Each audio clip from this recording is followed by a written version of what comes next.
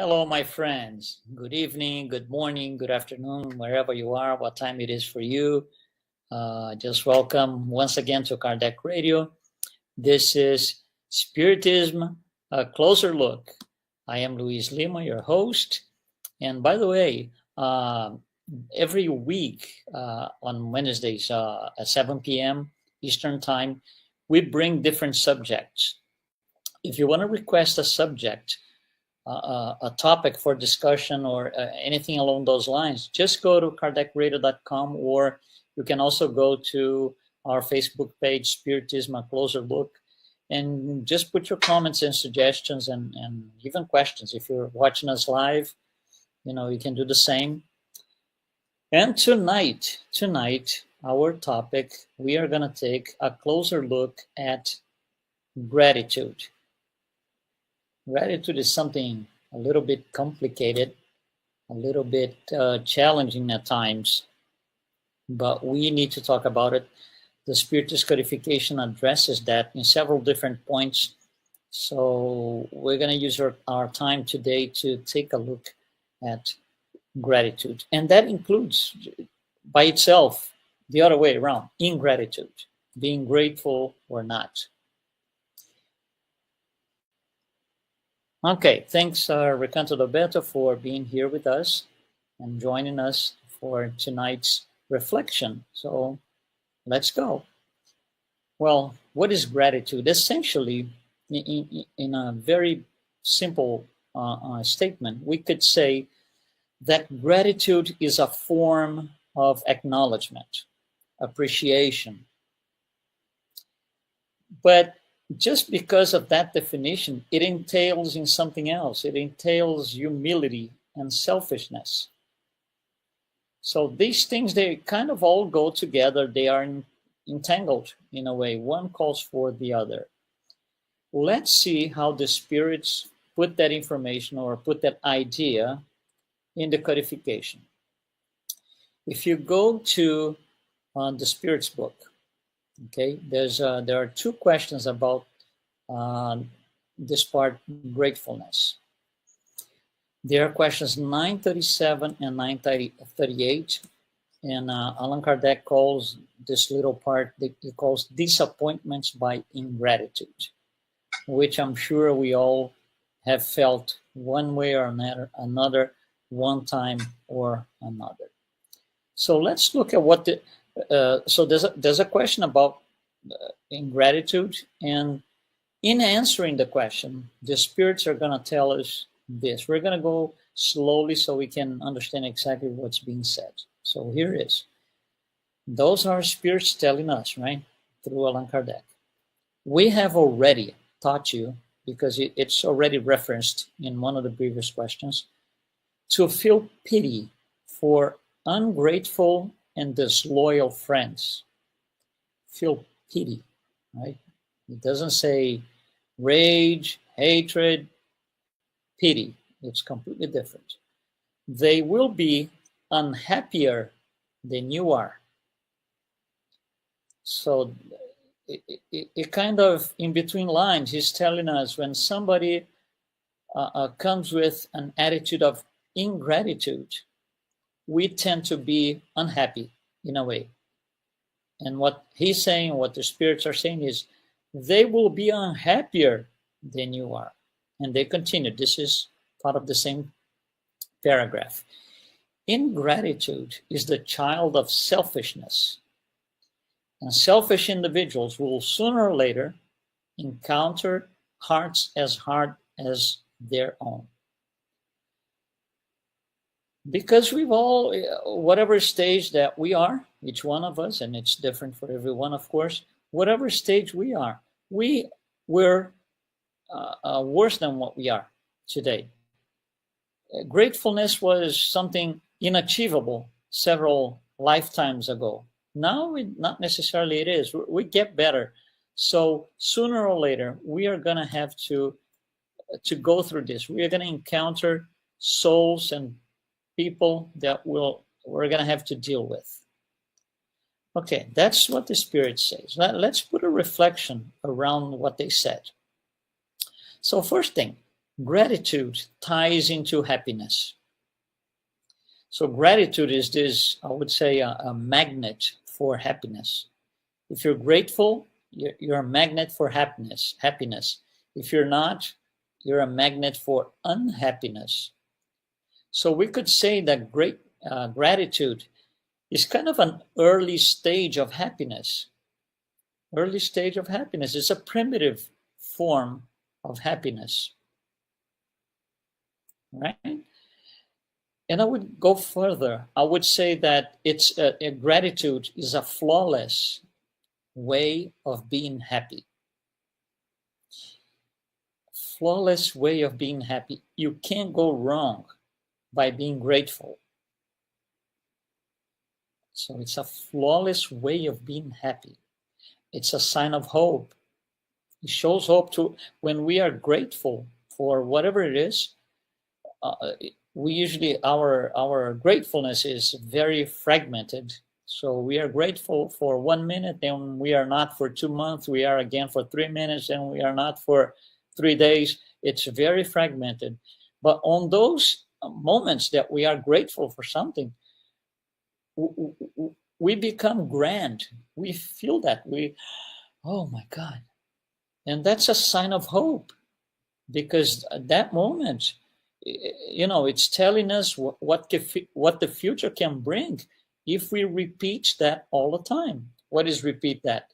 Being grateful all the time. Being grateful, gratitude makes us vibrant. It makes life worth it. But it all depends on us. It's all free will. It's a choice. I can be grateful for a lot of things or nothing. Or I can be ungrateful for a lot of things. For the same situation, we have people that are grateful for and people who are ungrateful for. And they are living or being part of the same situation. It's a choice. It's a personal choice. So gratitude is this reconciliation with the self. When we are grateful for something, like I said, we feel grand. You reconcile with the self. During those moments, there's no, you're not angry about anything. There's no bad neighbor. There's no, difficult son, daughter, husband, wife, nothing like this. It is just that we are great for things, but in a very fragmented way. So the amount of time, if you put it all together in terms of minutes or hours or whatever you want to call, if you put it all together, it's minimum. The amount of gratitude that we are involved with, it's minimum. So gratitude is this reconciliation with the self, because if we don't do this, or even better, when we don't do this, when we are not grateful for things, we are in pain. We are living the inner conflict. We are suffering. We are gasping for a better self. I just want to be better, but I can't because I'm not grateful for anything. I complain about everything. I don't want to, be grateful for things that people do for me, for things that happen to me. So we can't live this way in a happy, with happiness. It's just not going to happen. So dare to be grateful. That goes for me too. It's for all of us. Nobody's better than anybody here. So let's dare to be grateful. Our gratefulness or our forms of gratitude, they are so fragmented that to be grateful for something, it requires us to put a strategy together. Oh, let's see how I'm going to think this, how I'm going to. It's not intuitive. It's not something that's automated in our perispirit. Not yet. Not yet. For most of us, for the great majority of us incarnated on Earth, and exactly that's the reason Earth is a planet for those spirits undergoing trials and expiations. So gratitude is difficult, it's challenging.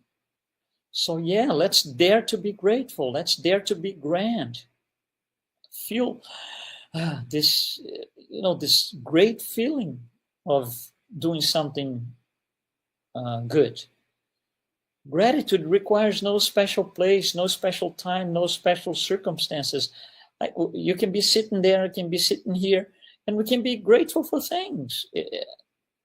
It's not, oh, when this particular situation happens, yeah, then I'm going to be grateful for it. We don't have to wait for anything to happen. How about the things that have already happened?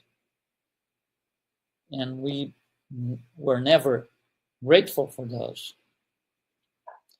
Gratitude is free for everyone. It's for those who want, for those who have understood its value. Again, gratitude is an early stage of happiness. So how about the other way around? Not being grateful, ingratitude. The Spirit's book addresses that in several different parts, several questions. We picked one in the beginning, question 937. But here's the reflection about ingratitude. Lack of gratitude is nothing more than lack of focus on the natural law, the divine law. Ingratitude does not reconcile or resonate with the divine law. It makes us turn our back on it. Practicing or attitudes of ingratitude, they makes us turn our back to the divine law. So ingratitude is this attempt towards unhappiness, which is absurd if we completely understand what the spirits are telling us. It's an investment towards a grim future. So we should never, ever practice or even think about ingratitude. Not that we don't do it. Again, it's very challenging, it's difficult. But we're trying to get the information that the spirits gave us and put a reflection upon it. That's how we get better, right? Reflecting on things. And we are getting information from those who have done what we are doing now. They underwent what we are undergoing now. So ingratitude, or any form or at any level, lack of gratitude blinds us. So we cannot see beyond ourselves. We cannot see beyond ourselves. We get extremely limited. Because ingratitude goes against gratitude, which is a form of happiness. So I can't see beyond what I have today. It's like more of the same if I do this every day or very often. One form of ingratitude that we should pay attention to, especially, it's difficult, but we should pay attention to recognize. Changing is step number 2. Step number 1 is recognizing. Is what we call, do not bite the hands that feed you. Do not bite the hands that feed you. So if somebody does something for you that's good for you, they allocate their energy, time, effort, whatever, to do something good for us. They do it, and we turn our back and we do not reconcile with that properly. According to neurosciences, and that's been proved all along, ingratitude is harmful. It's harmful to the brain. It's harmful for the body. So we shouldn't go as far as allowing harm in ourselves because of ingratitude or ungratefulness. We should not allow for that. And we are the only ones that can block it. Nobody else. It's personal. It's a choice. So when Jesus was with us here on earth, He taught us that when somebody comes with hate, what do? I show the other face of this. I show love. That's the kiss the other cheek or the other face. So somebody comes to us, they carry some sort of ingratitude towards our actions, just like the Spirit's book said in the beginning we read. What do? We turn our back on them and say, yeah, I'm going to do the same to you? Never. That's against the law. Never. That's not what he said. That's not what he taught. That's not what he did, by the way. So we should never respond to someone who is coming to us with any form or intensity of ingratitude and do the same. Never. Gratitude inspires. Ingratitude weakens. Gratitude ennobles. Ingratitude breaks dignity. So being grateful is what we have to learn. And it's little by little. That's why we need many lifetimes, many lives, many incarnations to be able to, little by little, first grasp its meaning, and second, start practicing, getting better, until one day in the future, way in the future, being grateful for things is going to be automated in our very spirit. Here's one example. A lot of times we see people recovering from any sort of illness, it doesn't matter. So any form of illness, they're in the hospital, going through all the process of, recovery. It's not fun at all. Nobody likes to be in the hospital, of course. And we hear a lot of this. When I get better, when I get out of here, I'm going to do some sort of compensation. I'm going to go to my church and do this. I'm going to thank this and this and this. Why not do it now? Why do we have to wait for full recovery? You see, we attach this. We attach gratefulness to a reason. If we attach gratefulness to a reason, we attach happiness for a reason. So somebody's pretty happy, you're looking at them, they're very happy, and you go to them and says, why are you so happy? Please, why do we have to ask that? It doesn't even make sense.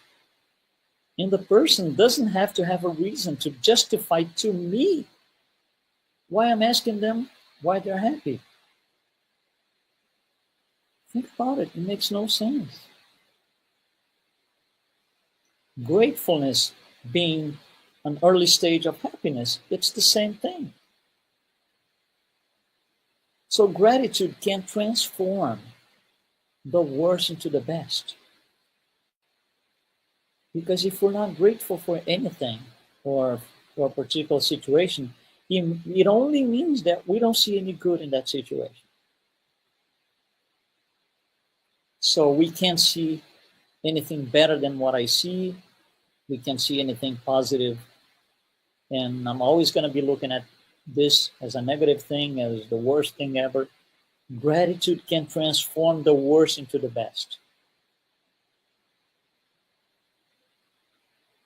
We can always find something to be grateful for. Always. Even death. Sounds strange. Sounds complicated. Sounds challenging. Yes, it does. But think about this. We are hardly ever grateful for all the loved ones who passed. Not because of the loss itself. It wouldn't even make sense. Not because of the loss itself, but because we had the time with them. We had the opportunity to spend time with them. And that's why I'm feeling the way I'm feeling, because they passed and they were good to us. We did great things. We worked together, whatever. They were family, they were close friends, whatever it is.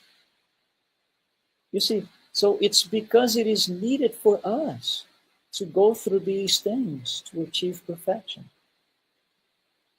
Going through these things is actually a milestone that piles up with all the experiences, spiritual experiences that we have to be able to reach or achieve perfection. We have to have all sorts of experiences, from the worst to the best. This is just one of them. It's a milestone. So somebody passed, a loved one passed. Yeah, okay, of course, I'm going to cry. I'm going to be, on the days following, few days following, I'm going to be reflecting upon things, remembering things. But for the most part, I got to be grateful that I was given the opportunity to spend time with that loved one. And it was so great that I'm feeling its absence. By the way, last week, I think, we mentioned this. There is presence in every absence. We miss people, loved ones who passed, because in spirit they are still with us. So there's presence. But the physical body is not there. That's absence. So there is presence in every absence. But for the most part, we are hardly ever grateful for situations like this, if ever. So we go back to question 93, where the spirits keep telling us, this is continuation from the very beginning when we started. Let the good you have done be your reward in this world. And do not worry about what those who have benefited from it say. Meaning, I do something good for somebody, and they don't care. They don't say thank you or anything like this. What are the spirits telling us? Do not worry about it. And they continue. They sum up with this. Ingratitude serves to test your persistence in doing good. Ingratitude serves to test your persistence in doing good. So we need that. We need to go through situations of ingratitude where we primarily want to react badly, but no, this is just a test. And I have to pass the test. When I don't feel this way about people who are ungrateful towards us, the day that I don't feel this anymore, then yes, then I've passed the test. And I don't have to go through situations of this anymore. They won't bother me anymore. It's going to be automated in my perispirit. So gratitude, it's something. It's not something that we should ever give up on. Never. We should never give up on being grateful for anything. We have a tendency, a strong, tremendous tendency, to be grateful only for the things that please us. But what about the things that teach us something? Things that teach us something, sometimes they don't please us. But down the road, they will be lessons learned. And for those I'm not going to be thankful, I'm not going to be grateful, of course I should. It's easy to be grateful for something that pleases me. But what we lack is understanding and practicing being grateful for things that teach me something. Not necessarily they are fun. They are sometimes difficult situations. They are, like I just said, some of them are nothing more than milestones.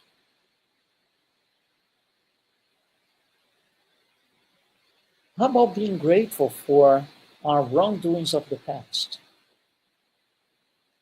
Same thing. They were opportunities. They were milestones that with time, they will lead us to resonate with nature, because we are going to see, looking at these situations, I already lived through this. I don't want to do this anymore. So that's one less problem that I have to deal with. I don't want to deal with this anymore. And then the next one, then the next one, the next one. There's going to be a point where I don't have to deal with this anymore, period. I will just be grateful for things around me, for things of the past, for what's going to be on my way. It's all for better. So it's very clear from the spirits, gratitude ties into happiness. It's an early, primitive form of happiness. So if you are able to predict happiness, you are able to predict gratefulness. And if you're able to predict gratefulness, you are able to resonate with the divine law. And if we are able to predict that, we just have to do it. I'm not saying it's easy, it's not. But you see, the possibility is right in front of us. Because I'm sure all of us can predict happiness. I'm not talking about happiness in terms of material acquisitions, no. Happiness of the soul. Happiness of the soul happens in fragmented moments. We mentioned this, fragmented moments, when we go through minutes of unconditional love, minutes of great gratefulness. So it's not that we don't know, we cannot sustain, that's different. Sustaining these things is complicated. But we know. So we are able to predict them. So we have an open avenue to practice these things. This is our best incarnation. Whoever you are, whoever we are, this is your best incarnation ever. So everything that contributed for you and I to be here right now on my best incarnation, on your best incarnation, we, me, you, should be thankful for it. All the milestones, all the teachings, the hard ones, the easy ones, those who didn't please us at the time, they were milestones. They made me, they brought me here, they brought you there. On my best incarnation, on your best incarnation. So everything contributed for this. So we should be grateful for it. That's gratitude according to the Spiritist view. The Spiritist literature, especially the literature after Allan Kardec, complementary books or supplement literature, there's a lot of reflection upon things such as gratitude.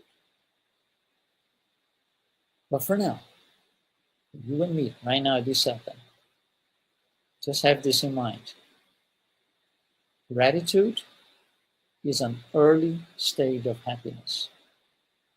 More gratefulness, more happiness. Thank you very much for participating with us.